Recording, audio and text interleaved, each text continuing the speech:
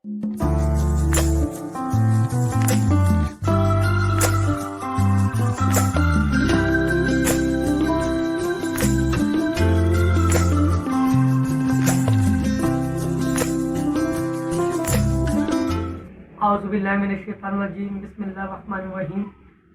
लाखों करोड़ों दुरूद और सलाम नबी करीम सल्लल्लाहु अलैहि वसल्लम पर और आपकी आल पर। मैं हूँ तो डॉक्टर ज़िशान अहमद एक नई वीडियो एक नए टॉपिक के साथ आपकी खिदमत में हाजिर हूँ। साबका वीडियो में ग्लूकोमीटर की क्वालिटी, ग्लूकोमीटर का इस्तेमाल, ग्लूकोमीटर के मसाइल और ग्लूकोमीटर की वेरिफिकेशन के बाद आज एक नए टॉपिक के साथ अपनी खिदमत में हाजिर है। आज का हमारा टॉपिक है कि कौन सी शुगर स्ट्रिप के जरिए तस्दीक शुदा रिजल्ट हासिल किया जाए। तो चलते हैं अपने टॉपिक की तरफ। जब हम शुगर स्ट्रिप परचेज करते हैं तो शुगर स्ट्रिप हमें दो तरह की पैकिंग में मैसर होती है। Number 1 bottle packing, number 2 foil या सिंगल पैकिंग।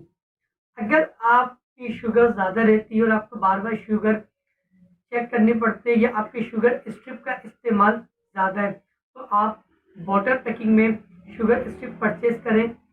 इसके ऊपर जो डेट एक्सपायरी मेंशन होती है ये वो डेट होती है जब तक ये बोतल पैक है। बोतल ओपन होने के बाद इसकी मियाद जस्ट 90 डेज यानी कि 90 दिन रह जाती है। तो जिस दिन आप बोतल ओपन करें तो बोतल के अंदर की साइड या नीचे के साइड वो डेट मेंशन कर दें जिस डेट को आपने स्ट्रिप ओपन करी है। इससे ये आपको याद रहेगा कि इस स्ट्रिप की मियाद कितनी बाकी है।